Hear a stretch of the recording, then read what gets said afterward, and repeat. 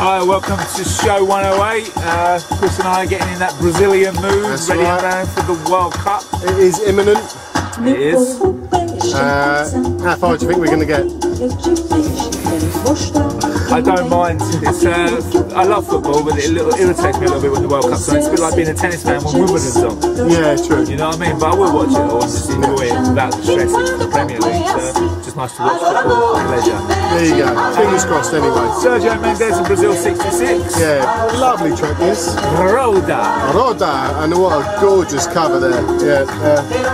This was in the shop today and I thought, you know what, I really like this track, I'm going to take it home. So yeah, I'm going to keep this one, love it. Yeah, this used to belong to A.B. Graham, so if you're out there, thank you. Yeah, cheers A.B.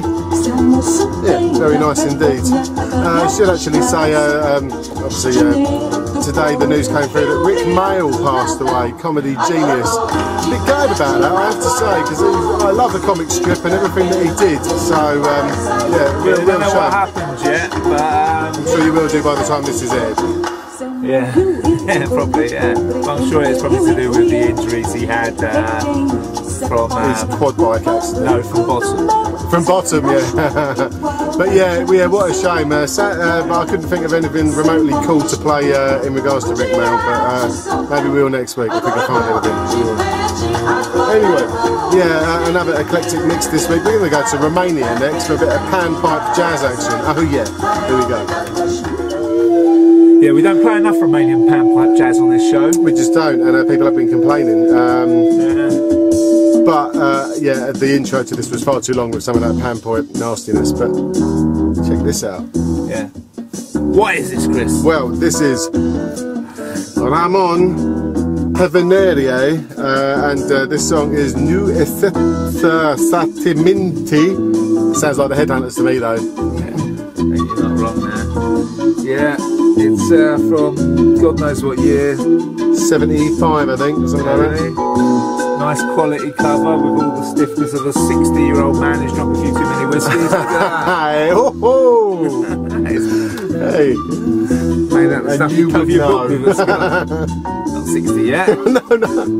Nor impotent for that matter. No, I meant your friends. Oh, okay. There you go. Anyway, yeah, nice little track this, really nice. Lovely, yeah. There's a couple of tracks there. It's a pretty solid album as it goes, if you like flute blowing, which I'm sure some of you do. Yeah, this one's called STP, which stands for Singing, Teaching and Preaching, I believe. That's right, yeah. Chris says it's cheap, I don't think I paid for mine. I think Chris gave me mine. I think I did, yeah. I found a couple of still sealed copies of this and just gave them away. But it's great, it really, really is. I remember getting this in Zoom Records in Camden, if anybody remembers that. Zoom! Nice little break as well. Yeah, there's 3 or 4 tracks on this. Killer album. For your £2 to £5. Yeah, the ultimate break album beat on this, I'm sure everyone will know, is I Believe in Music, which is on one of those albums. But the track after this as well is really, really good as well, which is Find a Friend, The Conclusion, which was sampled a lot in house, I believe. But anyway, there you go. Love this. Great album. Earlier in the week, I went to the LP Cafe in Watford. I had to go to Hemel Hempstead for my sins, and I was driving home. I had to go around the roundabout twice. I think, did I see that? And there was a place called the LP Cafe, and I thought, is it just a cafe with LPs on the walls, trying to be trendy? So I drove off, and in the next hour I thought I'd have another look, went back, and sure enough, they've got records. And I think the fellow's name's Paul, he's got a big beard. Really nice guy, lots of records. Good brownies, by the looks of it. I meant to go in there again on Saturday, but didn't. But I'll put the details up here. Check it out. Fair play to him for doing that. If you're in that sort of area, if you live around there. Yeah, not too far away from a record shop in South Harrow, I think. It's about 8 miles. It's about 8 miles from where I live, and I live near the shop. So it's about 8 miles away. Not far. So you could do it all in one hit. You could pop in and have a cup of tea with me, and then go over there and get a brownie and get records everywhere. There you go. So yeah, but he's a nice fella, so make sure you check him out if you're in that neck of the woods. And totally, you know, he's got some nice stuff on the wall. He's got quite a bit, and for all you record lovers, he's got a special box out the back. Ooh. Yeah, Ooh. So there you go. So there you go. Special Okay, records. special box. Yeah, for special people with special needs. There you go. There you go. Cool. Excellent. Right, next up we've got another cheapie really, but a great one, and very English, very tongue-in-cheek, and we're going to go to a bit of Zach Lawrence next, and it's always sinful. But Here we go.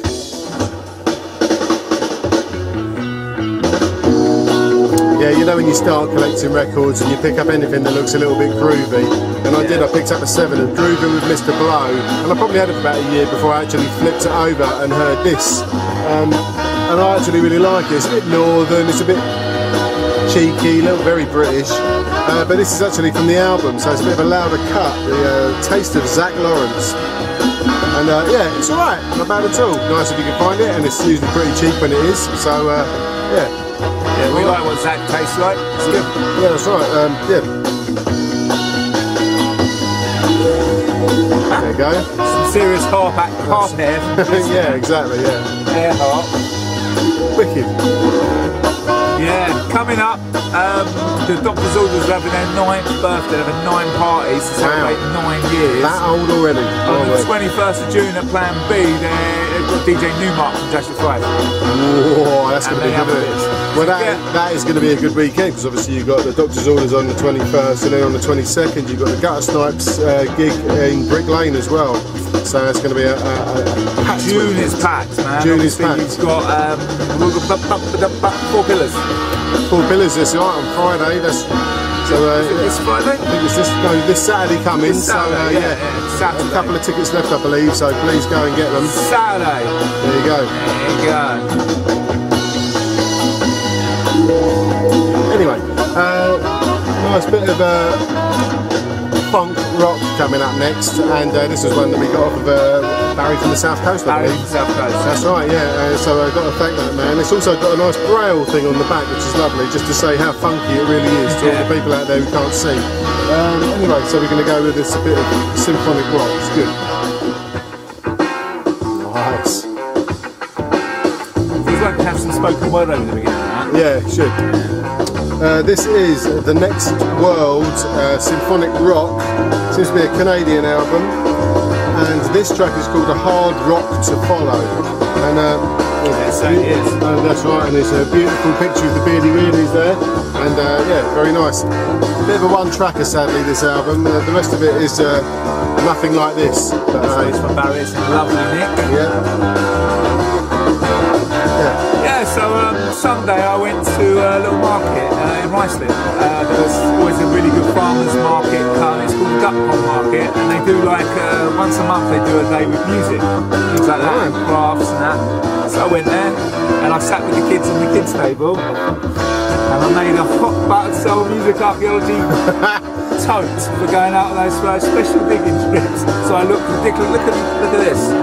You see me walking through your town in your charity shops like that, you know, you will know, won't you? That's right. Business. Exactly. There's a girl called Nicole Lane, I think her name was. She did it. She's a really good artist. I'll put her details out. Check it out. But we're going to chat to her about getting some for the shop, some special edition totes. That's right, you can fold it up, put it in your pocket so you haven't got an unsightly record bag constantly around your midriff. And yeah. You can fit a good 20 records in that before it broke. I designed this one. This is a unique one. Look at that. There you can go. tell by the shit A and S. I did that. But she was really talented. She was laughing at me like I was fucking special, man. I don't blame her. And you are special, bro. A little bit, yeah. I was sitting there with my tongue out, cutting out my letters, smacking the kids with my elbows, trying to get it done better. Yeah, that's this is what happens when you hit your 40s, folks. Yeah. Yep. Keep on dancing. And this is the version by Mr.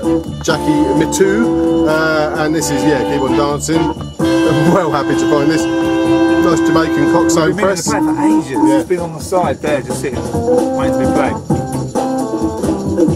Killer track in its own right. Alvin Cash originally, I think, and then the Commodores obviously did their killer version of it. Version, so now the king of Jamaican organ, Jackie Mitu, did his piece as well. It's great. It's a good album. There's another track on here called Juice Box, which is really good as well. Yeah, very nearly played that. I don't think the break is quite so pronounced in this, but still good.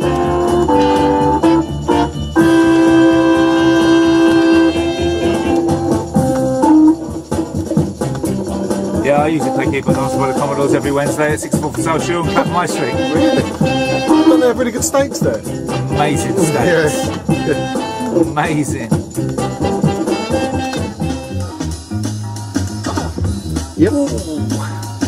1992 we're going back to now. Yeah, School of Hard Knocks, and this is strictly from the Bronx. This is a killer track, this. Such a simple loop, but man, it works so well. And this is on Wild Pitch Records. Very nice indeed. Yeah, really cool cover as well. I really like the cover. Yeah. He is, he's a hardcore lover apparently. And sure his mum's very proud of him for doing that. Oh yeah, very nice. Very sensible looking boy. Yeah. Wicked. Yeah, listen to a few tracks beforehand as well. It's just a nice album. Yeah, it's a really good album. So, yeah. I think I picked this up at one of those like big Olympia record fairs a few years ago actually, because it was one that had just passed me by when it first came out. And this guy was there and he was just selling everything for £5, and I just picked up loads of stuff off of him. But yeah, apparently his mum had asked him to get rid of his record collection, so he actually took up a pitch there and decided to just get rid of it all cheap. Well, I was happy about that. Nice. In case you didn't hear what I said there. Baby batter. There it is. This is Baby Batter. Baby Batter. Now, what the hell was Harvey Mandel thinking of when he thought? Was he maybe a bit stoned or something when he thought, oh, I know, let's make this album called Baby Batter. But it's a cracking track. Cracking track, that's right. If it was English, it might be called Harry Monk or something like that. Maybe. I don't know. Pearl Jam, I don't know. Yeah, great. This is Janus Records. Very nice. It's a good album all the way through, actually.